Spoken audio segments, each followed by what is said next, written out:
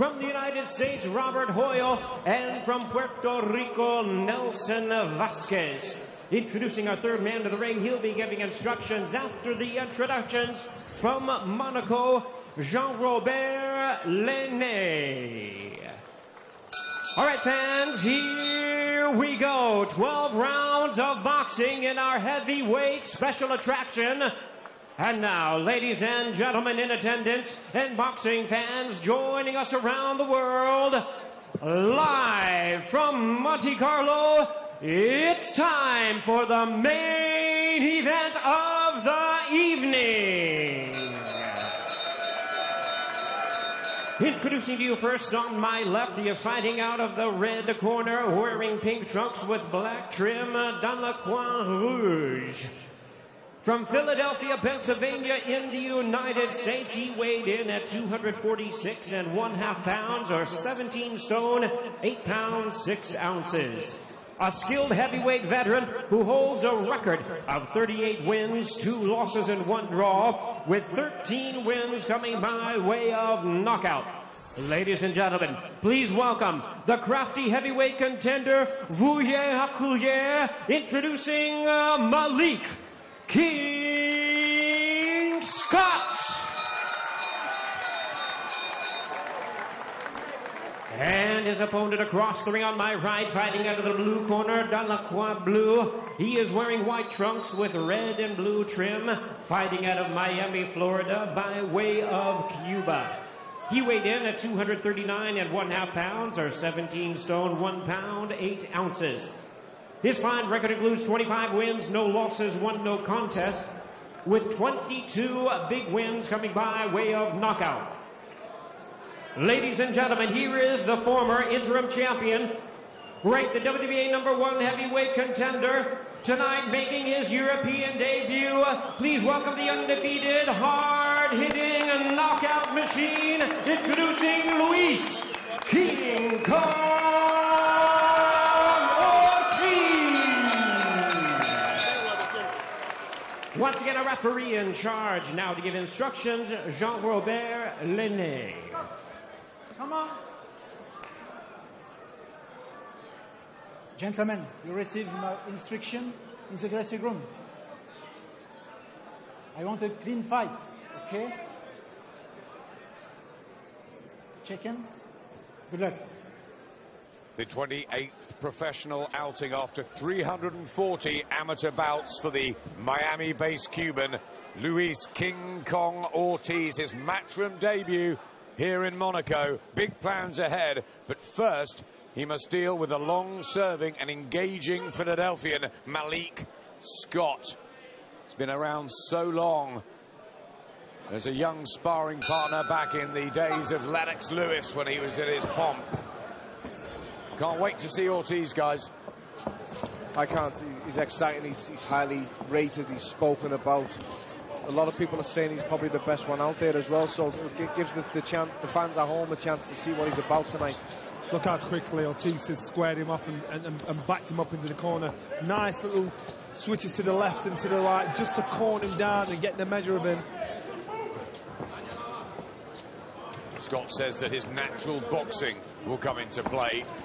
But Team Ortiz said there is no better natural boxing heavyweight than their man. This is how Scott's got to fight him. He's got to get frustrated. Ortiz wants to tear up because that's what he's good at. Left to right, frustrating, try and sneak a shot in. Not that many southpaw heavyweights, of course. We remember Ormy Harrison and Michael Moorer, who was a good world champion as a southpaw. First impressions, Paul? First impressions is that Ortiz is really trying to engage in a fight. Scott doesn't want to fight, but maybe, he's, as Johnny said, he just wants to frustrate him and try and counter him as he's coming in. Well, they want a fight here. Jean-Robert Lenné from France, the referee, trying to say, look, this is entertainment, let's throw some punches. The Monaco people expect. Scott needs to keep that left hand high, try and step on the outside of Ortiz's jab, and then slip a little jab over the top. But he's got to be sharp, he's got to be fast, and he's got to mean it. It can't be a half-hearted shot. Try to engage there.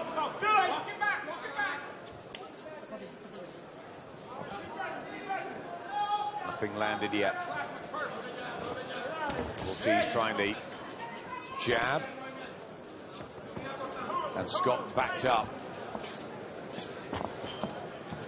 Doesn't want to engage at all. But he needs to give Ortiz something to think about, because now he's totally confident and there's nothing coming back, so he's trying to set him up with a shot. A nice stiff jab will work him, then back off, then move left to right. Left hand misses.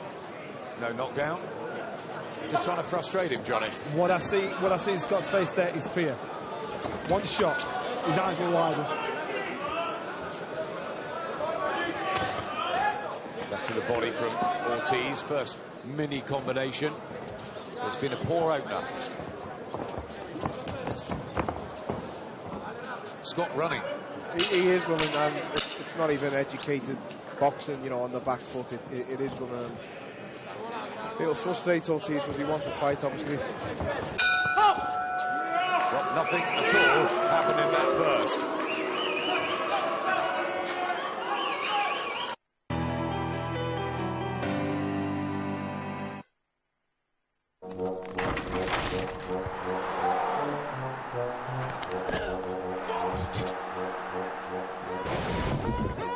Get more from your bet. Set your own odds with Betfair Exchange and go head-to-head with fellow punters. You'll often find better odds, greater value, and bigger winnings with Betfair Exchange.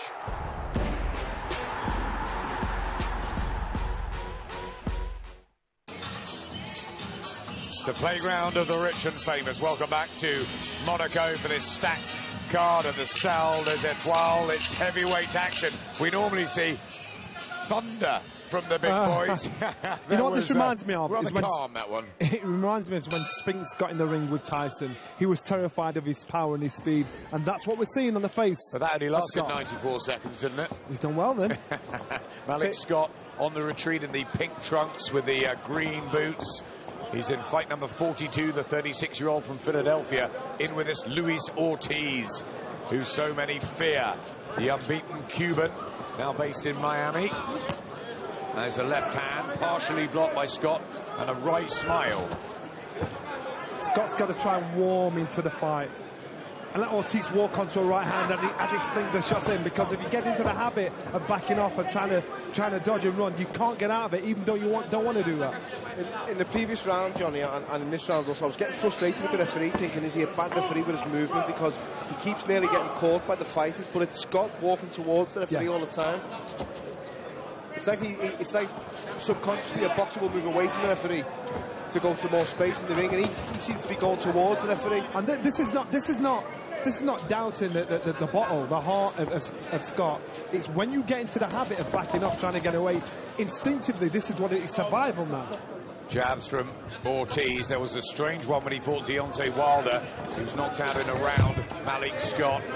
Some people felt it was pretty innocuous when he went down. He was very angered by that. He was beaten in 6 by Derek Chisora when he said he miscounted at the end. He didn't get up in time. It's a strange one. 2 inside the distance defeats. Watch the movement of Ortiz. What he's doing is just walking across the ring instead of chasing him around the ring. And that's what he's got under immense pressure, because he's working twice as much as Ortiz. What's going on here, Paul? I think he's just trying to seriously frustrate Ortiz, Malik Scott, by moving the way he's moving. He keeps circling around the back of the ring. He doesn't want to engage. He's just trying to land one sneaky counter and make Ortiz fall short. And I honestly don't know what he's doing, whether this is the game plan or whether he is just fearful and scared a little bit, as Johnny was saying. He's not even leaving himself in position to capitalise on any shortfalls of any short shots of Ortiz. He's completely off balance when he does that. Is he just trying to stop Ortiz getting any sort of rhythm? If possibly, yeah, because he's certainly not in a rhythm. And any other fighter, I'd say, he's not doing a good job of cutting them off, but he's doing a great job of cutting people off. You can see him just taking steps. It's just that Malik Scott is moving so much, it's nearly impossible to cut him off. But it's a matter of time now, because Scott will slow down. Ortiz will catch him up with a shot, then make him get in close, then he'll start to grab. When he starts to grab, that's when Ortiz's natural strength will take control of him. Keeping his concentration here, Ortiz. Looking for the big right hand.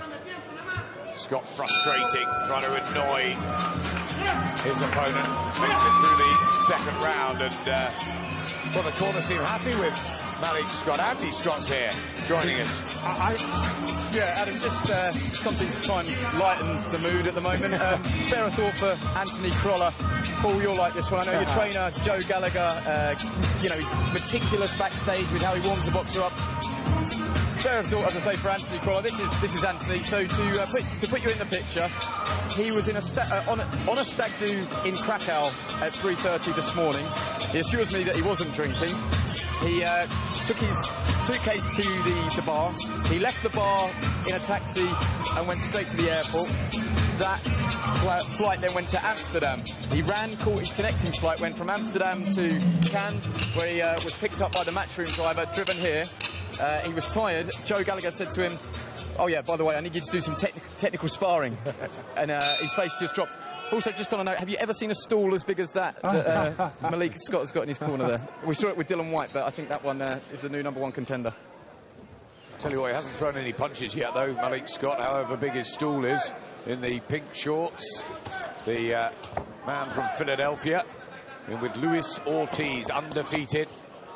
And people are excited about seeing Ortiz in with the likes of Deontay Wilder, Anthony Joshua, maybe Tyson Fury, David Haye. He's got to deal with Malik Scott, who's just trying to get out of the way, but he didn't get out of the way of that one. A right hand from Ortiz, and is this a matter of time before one detonates?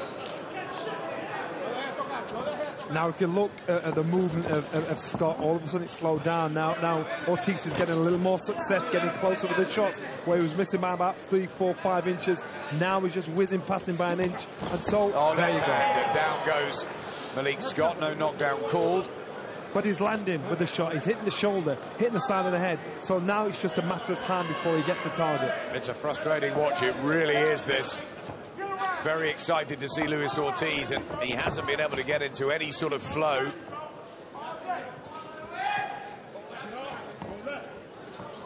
Let's not kid ourselves either, because every time Ortiz fights, we're all thinking Anthony Joshua. How far down the line would this happen with Anthony Joshua and Ortiz? Because it's eventually going to happen. What can we read from this? How can we judge Joshua and Ortiz? Got wins over Bryant Jennings, Tony Thompson, Ortiz.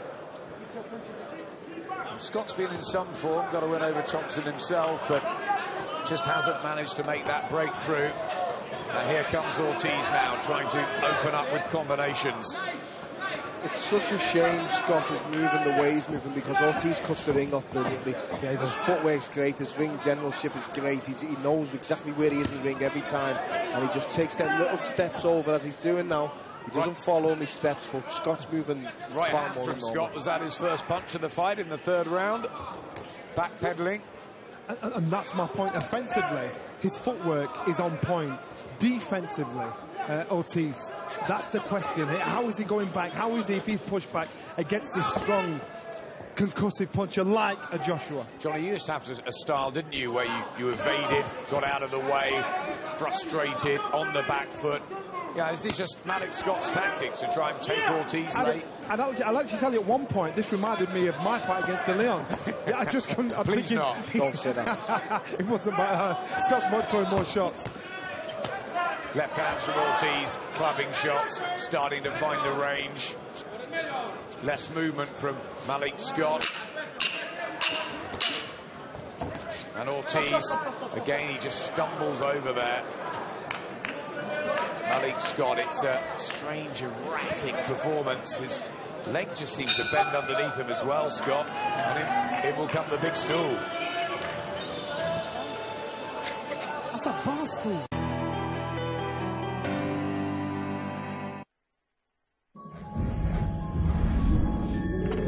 I've got all the company I need right here. Over 1,000 movies, all on demand. Only on Sky Cinema. You can now watch Premier League goals and highlights on your mobile device with the Football Score Centre app. For more info, go to skysports.com/goals. So 20 seconds with Malik Scott, and over there in the other corner, Herman Canedo and Javier Jimenez with Luis Ortiz. It's been good to be around them this week. Learn a little bit more about this Cuban southpaw. I think we learn more out of the ring than we are in the ring at the moment. Three pretty nondescript rounds, let's be honest. I'm telling you now, in Scott's head, he thinks he's doing pretty well right now. He thinks he's working to a game plan. I was listening into the corner then in between the rounds while we were on the ad break, and it was saying, keep boxing, keep boxing, keep up. This, to me, isn't boxing. You know, this is not wanting to get involved at all. You're throwing one or two, maybe, you know, little light counters, trying to look for that one lottery shot, but you're not engaging at all. Has he come to win here, Scott? He's come to get lucky. He's come to gamble. We're in a casino. He's come to get lucky. He's hoping Ortiz makes a mistake and he, boom, catches him with a shot. That's what he's come for. He's not come to toe-to-toe with this man. He's down on the canvas. I think he wants out here, Malik Scott. It's a very, very strange performance again. We've seen it before in his career. This is the slowest count I've seen. It doesn't matter about the count. He doesn't want to go on. He should have been knocked out there, shouldn't he? That was a really slow count. He doesn't want to know. And there's 2 minutes left in the round, and we've hardly seen a meaningful shot land. And it's a shame, this, because when he was a young guy, Malik Scott had so much potential and talent, and he was in Lennox Lewis's camp, and I remember watching him then, but maybe something mentally over the years has drained out of him. Right hand from Ortiz. Now he opens up, and he'll want to get him out of there quickly. Scott tries a right hand, but he's backed up again. And again, he's on the floor. And this is a pretty unfortunate watch. Apparently, it took 14 seconds to get up last time. That's how slow That was a slow count. You can do straight away, but these shots, I think these shots are tough, tapping him on the back of the head and hitting his legs are fucking every time. Now it's becoming habit. It's becoming habit. When he gets hit with a solid shot, he's going to go down. It's habit. He's not hurt, it's habit. And he'd be mad at himself inside, but he can't help it because he's going into the habit of jumping. You've got to respect every single fighter that gets in that ring. And it's a tough ask to beat someone like Luis Ortiz, you know, King Kong with the unbeaten record and all of that, but he's trying the odd right hand. But it is strange. He's petrified. He's really fearful and scared of what's coming back to him, to the point where he's ran for 3 rounds, and now he looks like he's looking for a way out.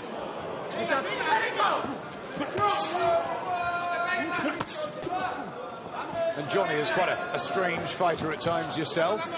Can you see what's going on in there? I can see exactly what's going on, and this is, as far as Scott's concerned, this is not that bad a round. Trust me, that's what he thinks in his head. Just can't quite land clean, Ortiz. He wants to. A smile on Malik Scott's face. There's the left that gets through. Scott jumpy. Has tried to throw a couple of rights, and again, the lucky shot, the gamble. What an odd heavyweight fight. Did you hear that in the corner? Do not give up mentally, and that is exactly what he's doing. Mentally, he's now got into sparring partner mode. You got to fight now. All right? I need them steals, man. You're watching them tapes, I need them steals. We've seen, when you make a move, 3 punches. We've seen some strange ones. Oliver McCall breaking down against Lennox Lewis when they fought for the second time. Things can happen in the ring. Here's the knockdown. And one of the longest counts in boxing history. I don't know what the referee was doing, but I said in the first round, the referee seemed to me like a bad referee with his movement in the ring. There's an art to it, there's a knack to it. That's why the referees, the good ones, are good, because you don't see them. They move and manoeuvre themselves, and he kept getting in the way. But that count was a long count. It's not correct. The rules are wrong. Yeah, sorry, it's against the rules. He should have been knocked out. Fight should have been over. Fight should have been over. And Ortiz should have been looking forward to the appearance on the Anthony Joshua card in Manchester. But on we go. What next? Will there be any drama between these heavyweights? We really hope so. The worrying thing there was his corner saying, you're in this fight. You know, I don't know what they're trying to feed him in his head, or what they're trying to, what the plan is. They know mentally he's temperamental, a little fragile. If he fancies it, he'll give it his all. But they saw parts when he was on the floor, and he wasn't out because he was still conscious. And they're thinking, this boy wants out. There's a left hand. That was a big shot. Down he goes. And that was a hurtful one. Back of the head. He's saying it disorientated him. Let's see how long the count is this time. He's up on one knee. Down for the second time, Malik Scott. And he just feel one more big punch from this heavy-hitting Luis Ortiz will get the job done. Scott is stuck between pride and instinct when he gets hit and hurt. Pride is making him get back up. Instinctively, he's going down, even if it's not a solid shot. Let's have it right, Johnny. He hasn't been hit with a solid shot yet. I know there's a lot of force behind him, but it hasn't landed clean enough to where you'd think, oh, we nearly went off that. Throws one there. Malik Scott. I think you're right, Johnny. He's in the casino tonight looking for that one big haymaker if he can find it. He's only got 13 knockouts on the slate. Luis Ortiz smiling. It must be frustration for the big Cuban, though. But certainly for us. Standard.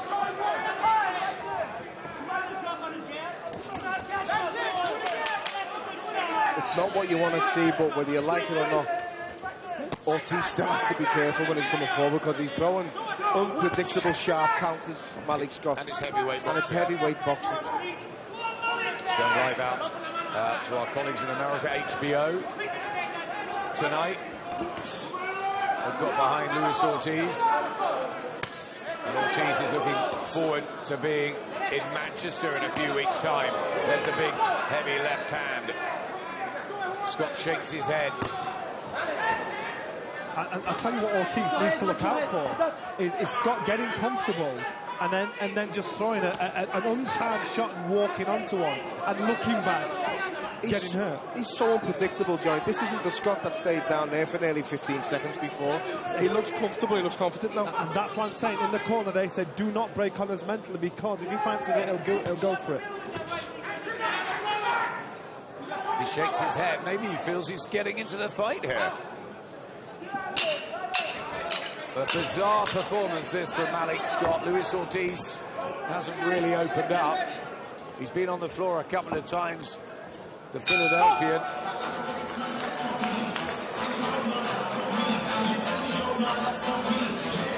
One of those bizarre heavyweight fights.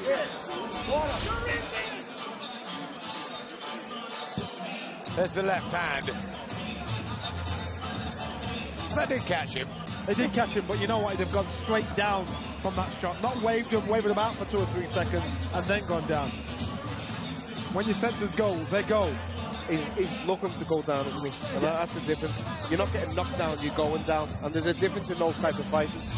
I know it's different weight divisions and the little guys, you know, and non-stop and all that, but after what we've just seen with Solis and McDonald going toe-to-toe, and even with Martin Murray before, you know, solid action all the way through. As we apologise for the swearing as well, it's been so soporific this for 5 rounds. I don't think he's been down now, Malik Scott, and I don't think either of the knockdowns were shots that put him down. I think he went down, you know, and that's someone, as you said before, his instinct is to go down. It's not a nice instinct to have. The red, white and blue of the Cuban-American Luis Ortiz. He's 6'4". He's won 25 of 27. A couple of no contests on the record, but he is undefeated. And he is 37. It's the one thing not on his side. Malik Scott, 36. Been in decent company pretty much all his professional career, but it's been stop-start, it's been erratic, like his performance tonight. Ortiz again just looking for big singles. You know, I heard Scott's corner shouting, you know, let your hands go. He didn't say it as nice as that, but let your hands go. He hasn't thrown more than a 2-punch combination the whole fight. You know, he really does need to let his hands go, but Ortiz also needs to start doing that now. And all Ortiz is doing is walking forward, trying to square him off, keeping him under pressure with that southpaw style. Uppercut from Scott. It has been a different Scott the last couple of rounds. He's He's still backpedaling, but he is throwing. What he's doing, Adam, is he's finding calm out of chaos. That's what he's doing. You're really relating to him, aren't you? Yeah, I get it. I know where he's at.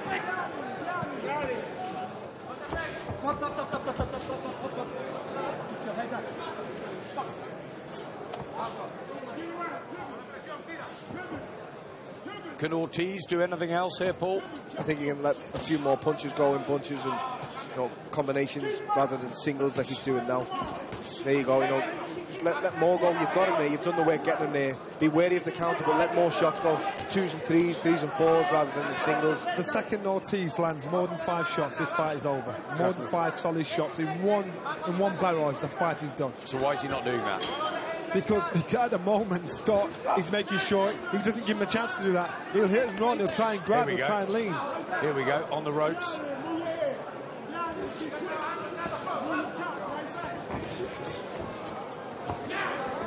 And the big left hand again, Ortiz. Tony Thompson, who he fought Scott, beat on points with the southpaw. Really tough finding good southpaw sparring, though. Not from the back. One shot he lands, it's turned off.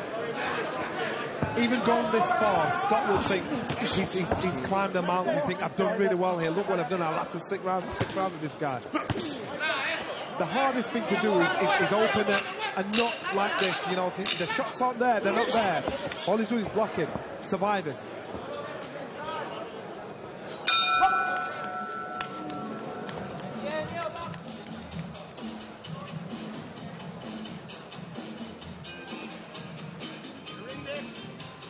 We're calling this fight here like it's a young prospect against the journeyman who doesn't want to be knocked out. And unfortunately, on paper, it's not that type of fight. No. Meanwhile, Stephen Smith backstage. Final pads with Joe Gallagher. I remember when Stephen was on the other end, where he was working with Scott Quigg before Carl Frampton's fight. It's a very tight-knit group. There's a lot of support here for Stephen, who've come over from Liverpool to see if he can become a world champion. We almost lost one tonight, but Jamie McDonnell clung on to his belt. You didn't agree with that, but I didn't. And he's a Yorkshireman as well. I didn't, and it was hard to say, but it had to be said. I'm sure Jamie may actually see what we saw when he goes back and watches the fight himself. But he's got his world title, and how this man wants a world title, Luis Ortiz. But which path will Eddie Hearn plot for him? Will he keep him away from Anthony Joshua? Will he plan a meeting of them next year, possibly? We wait and see. At the moment, he still has to deal with business. He's had Malik Scott down a couple of times. He's been under no pressure at all, really. But he's still got to get the victory in the most frustrating heavyweight affair I can remember in some time at this sort of level. And suddenly, Scott wakes us all up. But that was initiated with the back of Scott's head when he came up from the shot and threw right hand over the top. That put Ortiz off balance. Well, you never know with the heavyweights. One moment can change things. That's what's cut Ortiz's nose.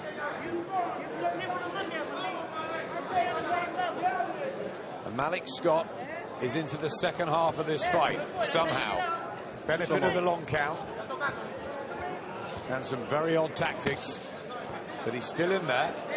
It just reiterates what we said before. Heavyweight boxing, you've still got to be so careful and mindful of what's coming back.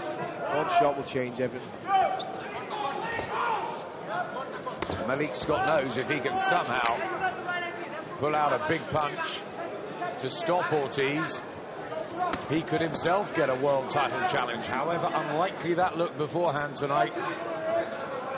You've got to look at the artillery that Scott has. So the way he's fighting, he's using the best of his ability. That's all he's got. So he's got to be awkward. He's got to be disjointed. He's got to gamble because he cannot stand toe-to-toe with this man. This is frustrating me because he's got a bit of class about him, Scott. The shot selection that he's got, some of the punches that he's throwing him. He's got a bit of skill, and he's got skills, you see, and he's got technique. and he's a heavyweight and he'll generate power, but he's just so frustrating to watch because he's not doing anything. Because he doesn't believe what he has is good enough. And that's why he won't do it with conviction. Has he had that knocked out of him by Derek Chisora, Deontay Wilder and others? Because, you know, back in the day when he was that, you know, young sparring partner, everything was expected of him. Again, he turns away there.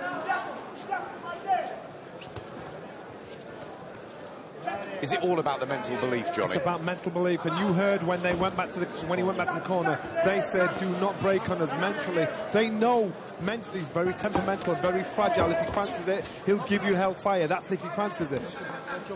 See Scott on the ropes now, and the movement's gone, the footweight's gone. You know, the rounds have caught up with him now, where he's not circling anymore. Just glanced at his corner there after the left hand of Ortiz landed. Ortiz needs to keep him in the corner. Keep him in the corner, drill the shots in, he'll go down. Scott comes back, yeah, with the odd counter, the odd sneaky shot.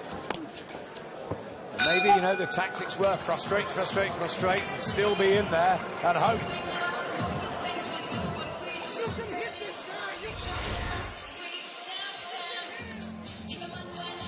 Head's coming in close there, that was in the other corner.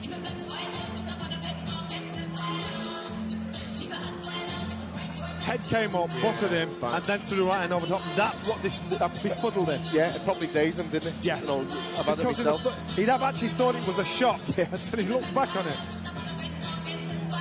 I had that in a fight once where I've landed the right hand and the fella's hit me head on the back as he's gone down. I had stitches in the back of my head and that dazed him.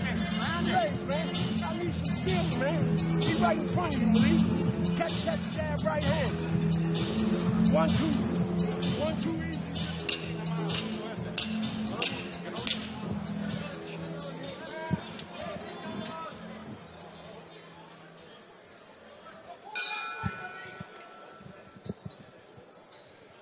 So on we go here. Malik Scott, who's come from Philadelphia, Luis Ortiz from Miami. It's not been a spectacle. It's not been a fight of any sorts to remember, and most disappointingly, it's not been one to showcase Luis Ortiz at his very best, but it is still a fight, and it is still alive. And while the heavyweights are in there, you never know what's going to happen. Sneaky little right-hand lead from Scott as Ortiz came in, put him back, tried to style it out and walk him straight back down again. Sometimes you think you're going to get drama and quick excitement. I mean, few believe this would go past 3 or 4 rounds in Ortiz's favour. Us also, we didn't think that, but that was obviously, it takes 2 to tango, as I said at the start of this fight. You know, Malik Scott needs to want to come and fight and actually engage. If you run and you shut up shop and don't want to be hit and don't want to be hit, it's hard to break someone down like that.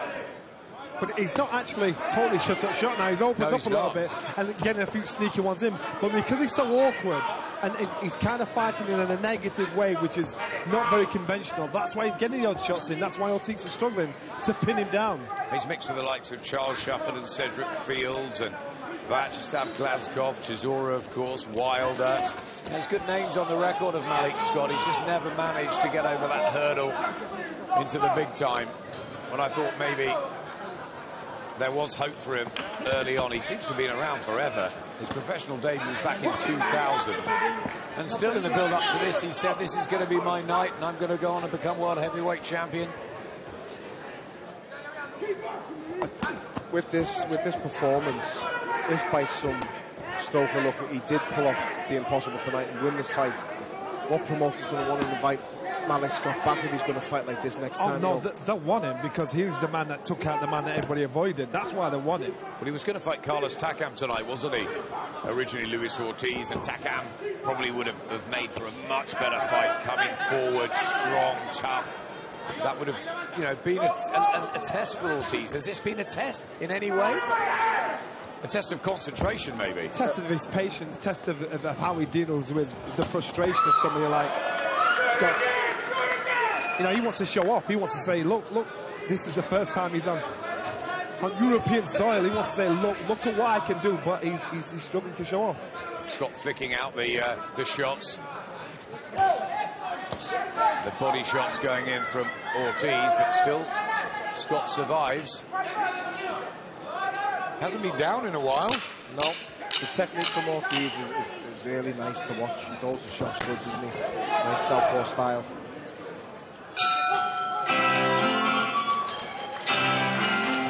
Another one at the end there. Luis Ortiz, obviously now under Eddie Hearn's matchroom banner. He was with Golden Boy, now with matchroom. The plan is to put him on in Manchester on the card with Anthony Joshua against Eric Molina. How do you fancy Ortiz and Joshua at some point? When would that happen, do you think? That is going to happen. That's why we're all curious to see what this man has got and who he is, because we're going to measure him against Anthony Joshua.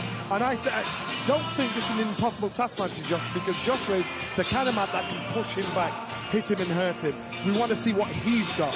I just still am questioning how successful is he on the back foot, and I just haven't seen it yet, because that's what we're going to see if he gets in the ring with Anthony Joshua. Has he shown you anything tonight? It's difficult to judge, isn't it? It's hard to judge. He's shown me a lot. He's shown me a lot of style, and a lot of class, and the way he's throwing his shots, his selection's very good, and you can tell he's got quality. You can tell he's very well schooled. It's just been so hard to showcase it against Malik Scott. On we go. The southpaw and the orthodox not gelling into a good fight here, but it's still watchable, because we need to know what happens next with Luis Ortiz.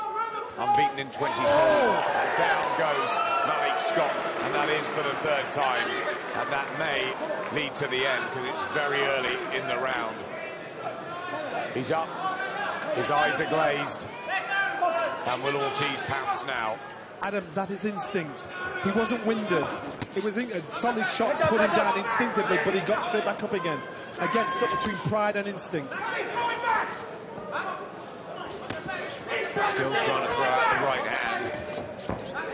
You've got to say that's brave. You know, he's got up again, but you've just took the words out of my mouth. Do you call it brave because you're getting up, or do you call it, you know, why you're down there in the first place? You get frustrated, but also you're tough for taking what you're taking. You know, it's so frustrating. As I said, respect for everyone that gets in there, especially the heavyweights. You know, he's going in with the unbeaten Ortiz. Like the guys that used to get in with Tyson, and you sort of almost knew they knew their fate. But listen, Scott's throwing the right hand now.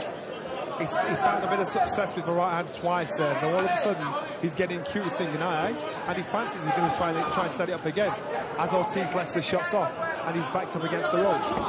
Anthony Joshua will be watching back home as Malik Scott sticks his tongue out. Scott wanted a Joshua fight. Uppercut from Ortiz. First real time he's tried that. We've seen him show skills, wonderful amateur pedigree he's got, and no one's really tested him at all as a professional. But he is 37, and they can't hang around with him too long. No, he can't. And obviously, that's if he is 37. So you really will have to push him. You boys believe he may be slightly older than that? I heard Tony Bellew was to box him in the amateurs, and he was a man then. So maybe Tony's the one we need to ask about this one. Didn't he say he grew up watching Ali fight live? Yeah. So, I mean, he may have given himself away saying that. Still, he's a very interesting addition to the heavyweight division. We just not see him full-flowing tonight because of Malik Scott's tactics, which I still can't work out. I want to talk to his training team afterwards. You know, what you're saying there, he's a welcome addition to the heavyweight division, but it's just a shame that we haven't had the chance to see what he can really do tonight. Blood from the nose of Scott, the clapperboard again, and a very subdued atmosphere here in the venue in Monte Carlo, when we still have a world title fight, a really good one to come, with Stephen Smith's challenge of Jason Sosa, who's a very exciting gladiatorial type. Paul, you said we've got to see what he's got. We kind of are seeing what he's got, because when you've got a guy like this, you've got to get him out there. How would Malik Scott do against Anthony Joshua? Do you think this would be the case? I don't. I think Anthony Joshua would have shut him down by now. I was just going to say then, and I'm probably disagreeing with you by saying it, it's a shame for Ortiz that Malik Scott is performing the way he is, because if you put most of the heavyweights in there today against Malik Scott boxing the way he's boxing tonight, it'd be a frustrating night for as long as it lasted. But excuse the language again in the corners. I do believe he would have got more combination work from Anthony Joshua and the likes, and that's where I'm frustrated a little bit with Ortiz, because he's not letting them go. Excuse again, the corner language, which is blue. They're getting frustrated. Yeah, there's Fred Jenkins in Malik Scott's corner, and he must be thinking, what on earth, you know, he said, throw some punches, you know, he's still in there, and we're in the 10th round. I mean, I don't know how far he is behind on points. We've all stopped scoring it. They've got to fire him up. They've got to swear at him, threaten him, encourage him. They've got to somehow fire him up to stay in there. They're not telling him. They're not telling him you're well behind, so they've just got to threaten the life out of him to give something back. It will be a success if he goes the distance with Ortiz, as far as they're concerned. I might get the rerun of Johnny Nelson, Carlos. No, I might do, just to compare. Let's not go there.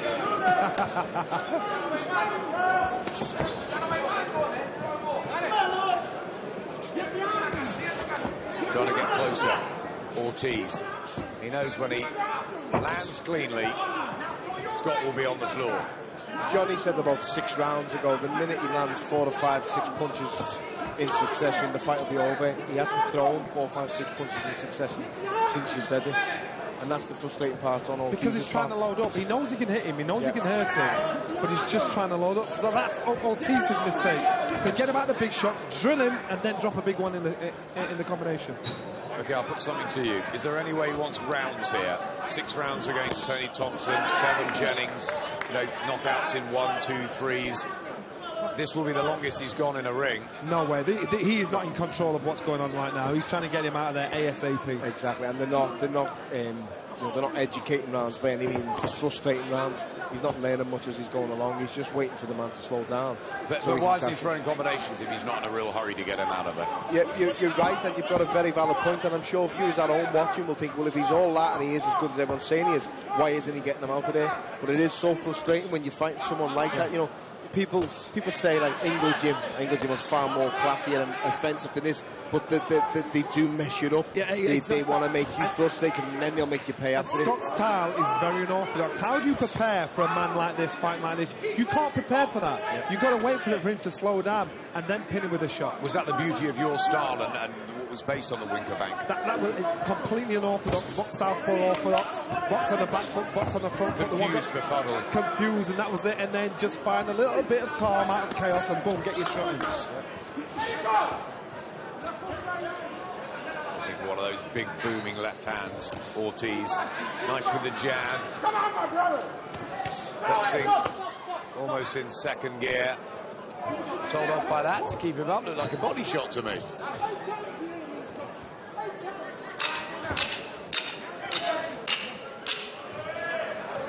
one of the slowest clapper boards I've heard in a long time as we come to the end of, I think, the 10th round.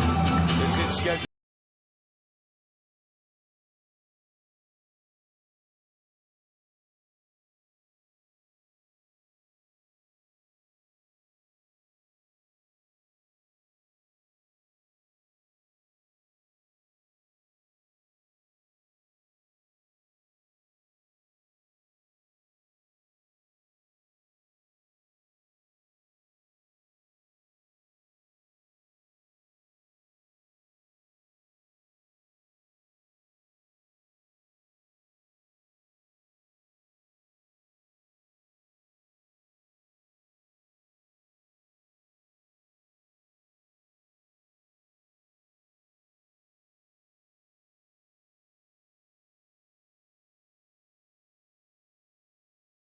He's an old man and he's ready to fall. Sounds like that rumour's got to him as well, that he's not 37. Malik's not a young spring chicken himself, he's 36. But he really is 36. We're in the 11th round, who'd have thought it? I don't think anyone in here thought that it'd be going 11 rounds. We have seen some absolutely super fights this year. Some sizzling ones, toe-to-toe action.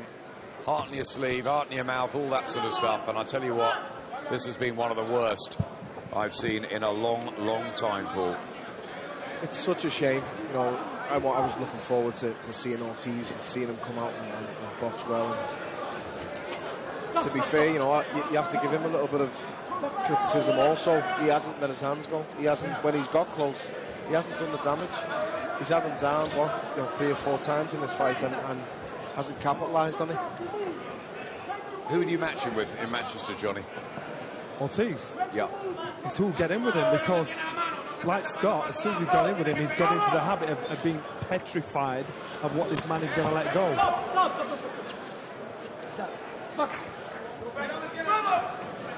I mean, Carlos Takam or someone like a David Price, or what do you think? I honestly don't know. You know, this may do him a favour. This may get more people thinking, you know what, he's not as bad as everyone's making out. He's not as vicious or as devastatingly strong as everyone makes out. Let's have a go. But the problem is, you get in with Ortiz, you want to make sure you get paid well for it. Unfortunately, he has nothing like a title. He's not going to make you a world champion. So you think, I'll take another path. I'll take an easier path where the chance of me getting beat up and knocked out are slimmer. That's what we had with the Winkerback stable. Junior Witter, who, you know, the Who Needs Him Cup, never fought Ricky Hampton. You know, Luis Ortiz, no one wanted to fight him. Too good for his own good, Adam. Too good for his own good. But now he's with Eddie. Now he's with Matchroom. You know, they're looking to build him. This was a stage, a showcase tonight. Ortiz has got him into the corner, got Scott into the corner now 3 times and not let go with him. You know, it's just one single if he's lucky, and then he lets him out of the corner again. Johnny, you've got to say, Wilder dispatched him in 1, Chisora did him in 6. Why hasn't Ortiz? And there's the question. So Ortiz is this man that everybody's avoiding, and everybody's saying he's the best out there, and there's questions that still need answers to. And yes, you know, if Wilder got rid of this man so quick, so early, and he hasn't, that's one question. He stood there shaping, posing. He needs to shut him down, let the shots go. Don't wait for a counter to counter this man, because he's not going to lead off. You've got him there, and you wait for the counter and let him sneak out the side door. Once you get him back to that corner, let your hands go, throw your punches, combinations. There's a good jab now, forward, and let your hands go. This tells me he's a good counter puncher. But if you're not going to lead, therefore he's got to initiate, and that's where the problem is. The big stool comes back out, and we're nearly done. And this won't be a fight we will be watching back on a DVD anytime soon. So mine's not the only one. You have a friend.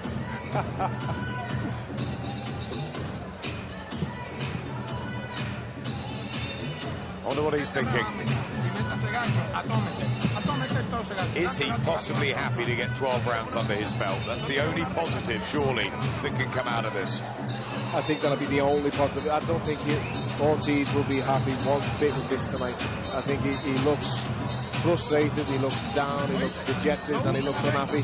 But it's not passing into the ring. It's not carrying into the ring with him. If you're unhappy, frustrated, take it out on him. And the one thing they say about the Cubans, brilliant amateurs, but can be lazy. Remember Jorge Luis Gonzalez, given the big backing, wasn't he? Lost to Riddick Bowe. Juan Carlos Gomez, Alanier Solis. Remember when his knee gave out against Vitaly Klitschko, and he just put on too much weight. Mike Perez. Remember him in prize fight? He looked like he was going places. I don't think he can be guilty of being lazy because of what's in front of him. But I just think maybe he should. The pedigree he has, he should be able to shut him down. You know what, Johnny? If he comes out now and throws about 4 or 5 punch combinations for the rest of the round, then I'm going to disagree with you and say he has been. Because he's come out this round, Ortiz, and banged his gloves together as if he means business. Well, he wants to try and put on a show. I mean, he's left it late, hasn't he? But it's exactly my point. He could have done it 6 rounds ago. Vladimir Klitschko, Deontay Wilder, Anthony Joshua, Alexander Povetkin, Joseph Parker, Kubrat Pulev, loads out there, David Hay. Where do you put Luis Ortiz? We just don't know yet. There's Lucas Brown, there's Shannon Briggs even knocking around. Bermain Stavern. Who's going to be the best? The heavyweights watching this now will be sitting there, your Joshuas, your Furies, your Hayes, Prices, all the British lads, they'll all be sitting there watching this, and they won't be worried, Dillian White, Derek Chisholm, because they think he can't get Malik Scott out today. He's not doing a good job of this here. He's frustrated. He's showing weaknesses, little openings that I can catch him in. And they'll be interested, and they'll be very interested in a fight with him after this performance tonight. Yeah, what strengths and weaknesses have you gauged after 12 rounds of watching him, Johnny? Well, there's still questions there. Is he as good as what we think? Should he have got rid of Malik Scott by now? Yes, I think he should have done. And that shows how good you are. When you get in the ring with somebody that just wants to survive and you get him out of there, that shows, you know what, you have got some, you're good. But he's struggling to get this man out of there. Last minute. The strength for me tonight, Adam, for his footwork, he cuts the ring off very well, even though Malik Scott was running around the way he was. But that's coming forward. Yeah, exactly. And I think you may have had a point. He might be a good counter puncher, and because he's got nothing to feed off, it's nullified him. Exactly. Won every round and some by a long stretch. I think we all stopped scoring after 3 or 4 rounds, didn't we? Will Malik Scott be happy to have survived 12 rounds with the so-called next best? He will dine out on this. For years. He will dine out for 2 years. And I actually like Malik Scott, but this is a success story for him. He's thinking, I went the distance with him. Yeah, he's a good guy outside of the ring, Malik Scott. It's just what he brings inside. We're just still confused after 12 rounds of watching that. And Luis Ortiz will be very disappointed that having had him down on countless occasions, he couldn't have got rid of Malik Scott. The bell comes. I don't think they realise it's the end of the fight. Eddie Hearn's on his feet. He's about the only one. It is over, thankfully. A really, really poor heavyweight fight. No spectacle at all. No noise. And you've got to call it like that. It's been terrible. Yeah, we've just got to tell it through what we've just seen. You know, I heard the corner man in Scott's corner there saying, you know, listen, you didn't get knocked out, and it's you can't be happy with that. He cannot go home, and as Johnny said, dying out on that. You know, I went the distance with him, he couldn't get me out today. You'd say that to a young 22-year-old and say, you know what, you'll get better. He's 36 years old. You know, so you'd say that to a journeyman who wanted to fight again in the next 2 weeks. Everyone criticises your performance against De Leon.